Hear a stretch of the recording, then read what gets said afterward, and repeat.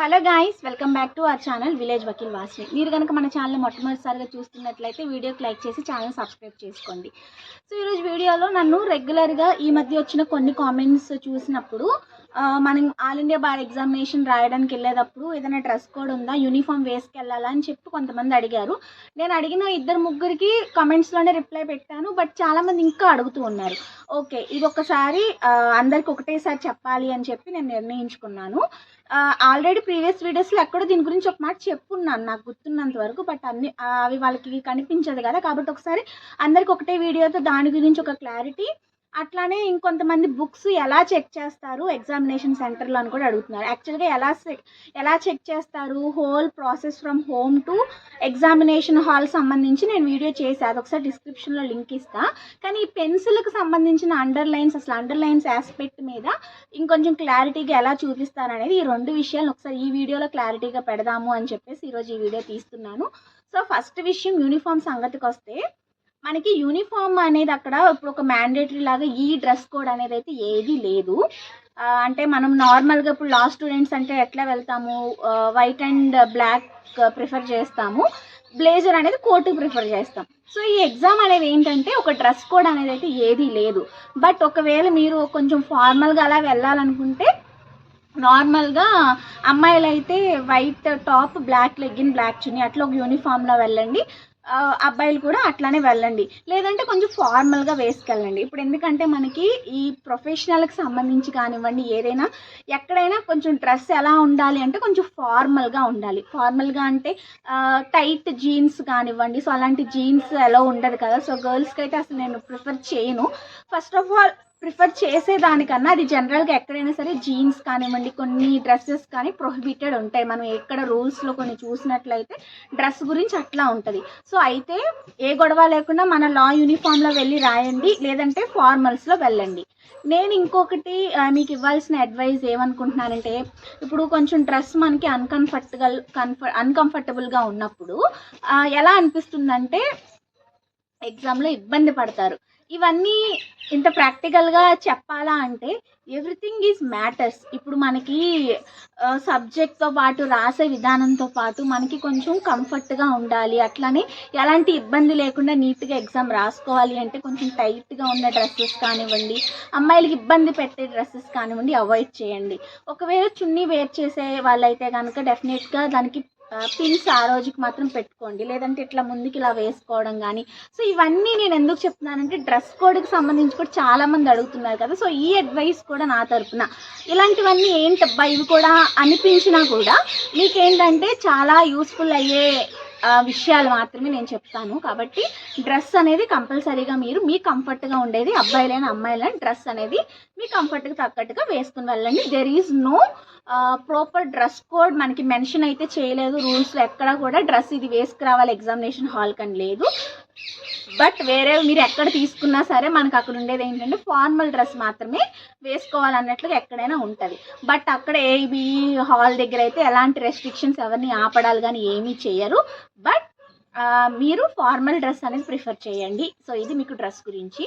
And next, పెన్సిల్తో underline చేసాము అంటే పెన్సిల్తో లోపల ఏదైనా రాసిన చిన్న చిన్నవి ఉన్నా అసలు ఏంటి, ఎలా చేస్తారు, ఎలా చెక్ చేస్తారని అడుగుతున్నారు. జనరల్గా బుక్స్ ఎలా చెక్ చేస్తారంటే, ఇప్పుడు మనము మొత్తం బుక్స్ అన్నీ కూడా ఏం చేస్తాం, ఇట్లా పై వరకు ఇట్లా పెట్టుకుని వెళ్తాం కదా.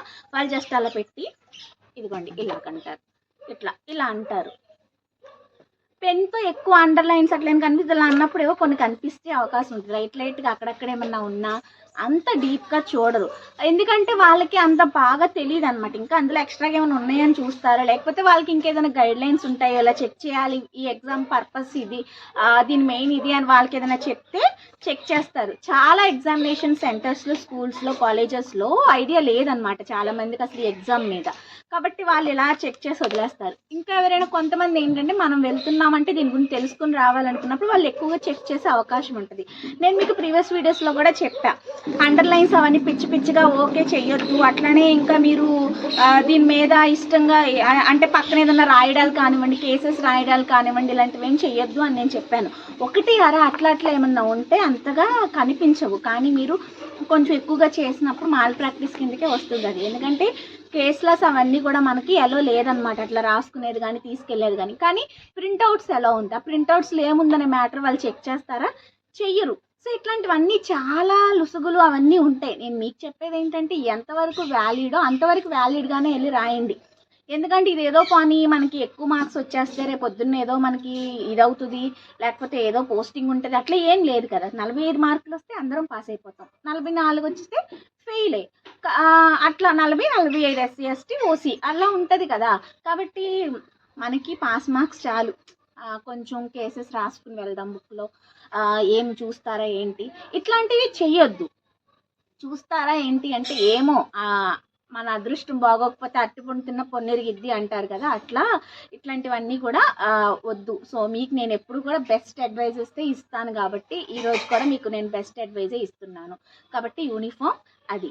అలాగే మీరు అక్కడికి వెళ్ళినప్పుడు చెకింగ్ ఫోన్స్ ఒక చోట పెట్టించుకుంటారు, ఇవన్నీ నేను మీకు ఆల్రెడీ చెప్పున్నాను. జస్ట్ ఒకసారి రీక్యాప్ లాగా మీకు మళ్ళీ చెప్తున్నాను అంతే. సో ఆ బుక్స్ కూడా మళ్ళీ జాగ్రత్తగా పెట్టుకోండి. లేదు ఇంతవరకు మేము చూడలేదు అని మీరు ఈ వీడియో చూస్తున్నప్పుడు అయ్యో చెప్పొచ్చు కదా నేను ఫీల్ అయితే, నేను ఆ వీడియో లింక్ డిస్క్రిప్షన్లో ఇస్తాను. From home to examination hall నేను వీడియో అయితే చేసే ఉన్నాను. ఇంకా మీకు ఏదైనా డౌట్స్ ఉంటే కమెంట్స్లో చెప్తే అప్పుడు మళ్ళీ వాటిపైన నేను చేయడానికి ట్రై చేస్తాను అనమాట. కాబట్టి ఇవి యూనిఫామ్కి సంబంధించి కానివ్వండి, బుక్స్ ఎలా చెక్ చేస్తారనేది కానివ్వండి. అండ్ బుక్స్ పబ్లికేషన్స్ ఏదైనా పర్వాలేదు, చాలా పబ్లికేషన్స్ ఉన్నాయి. వితౌట్ షార్ట్ నోట్సే అలో చేస్తారు, విత్ షార్ట్ నోట్స్ అట్లనే ప్రింట్అవుట్స్ ఇవన్నీ డిస్క్రిప్షన్ ఆఫ్ ది ఎగ్జామినర్ అక్కడ దాన్ని బట్టి అలో చేస్తారని మనకి స్క్రోలింగ్ వెబ్సైట్లోనే స్క్రోలింగ్ ఇచ్చారు. ప్రింట్అవుట్స్ మీరు రిక్వెస్ట్ చేసేదాన్ని బట్టి అలో చేస్తారని. సో ఇంకొక అడ్వైజ్ ఏంటి అంటే ఇంతవరకు ప్రింట్అవుట్స్ ఏమైనా 2 మార్క్స్ వెయిటేజ్, ఇప్పుడు ట్యాక్సేషన్ కంపెనీలా కొన్ని ఉంటాయి అన్నమాట. సో మాకు అవి మెయిన్ పేరెక్స్లో రాలేదు అంటే, ఫర్ ఎగ్జాంపుల్ కమర్షియల్స్ తీసుకుంటే ట్యాక్సేషన్ కానీ అది కంపెనీలా కానీ లేనప్పుడు నేను మీకు ఏం అడ్వైజ్ ఇస్తానంటే అవి మట్టికి ప్రింట్అవుట్ తీసుకోండి. ఒక బేరాక్ మీరు గూగుల్లో డౌన్లోడ్ చేసుకుని ప్రింట్అవుట్ తీసుకోండి. లేదంటే మీ దగ్గర ఇప్పుడు ఆ ట్యాక్సేషన్ సబ్జెక్ట్ కానివ్వండి, లేకపోతే కంపెనీ లాస్ ఇలాంటివి ఏదైనా కనుక తీసుకోలేదు అనుకుంటే నేనేం అడ్వైజ్ ఇస్తానంటే, మీకు మీ ఫ్రెండ్స్ ఎవరైనా తీసుకుని ఉంటే వాళ్ళ దగ్గర తీసుకుని అవి ప్రింట్అవుట్స్ తీయించుకోవడం కానివ్వండి, లేదంటే డౌన్లోడ్ చేయించుకొని జిరాక్స్ ప్రింట్అవుట్స్ ఏదో అట్లా తీసుకుని వెళ్ళిపోండి. ఇది ఒక్కసారికే కాబట్టి, ఎందుకంటే మనకు అవి ఫర్దర్గా ఏం యూజ్ అవ్వవు. షార్ట్ నోట్స్ ఎలాగో మనం జేసీజెక్ కానీ వాటికి యూజ్ అవ్వవు కాబట్టి, సో ఆ 2 మార్క్స్ వెయిటేజ్ తీసుకోకపోతే మరొకసారి ఇంకా బుక్స్ తీసుకుని దాని మీద మనీ వేస్ట్ చేయకుండా మామూలుగా ప్రింట్అవుట్స్ అయితే తీసుకెళ్ళండి. అలానే నిన్నటి వీడియోలో నేను silent features of Indian constitution కోచింగ్లో చెప్పినప్పుడు అది ఇంటి దగ్గర ఉన్నప్పుడు లైవ్ క్లాస్ రికార్డింగ్ అనేది నేను పెట్టాను. సో యూజ్ అవుతుంది అందులో ఎగ్జామ్కి సంబంధించి ఫస్ట్ క్లాసెస్లో ఉన్న వీడియో అనమాట. సో అది నేను నిన్న మామూలుగా పిక్స్ యాడ్ చేసి ఆడియో అనేది పెట్టాను, యూజ్ అవుతుందని. సో ఎవరైనా చూడాలనుకుంటే చూడండి, మీకు మొత్తం సైలెంట్ ఫీచర్స్ అంతా కూడా క్లియర్గా మంచిగా అర్థమవుతుంది.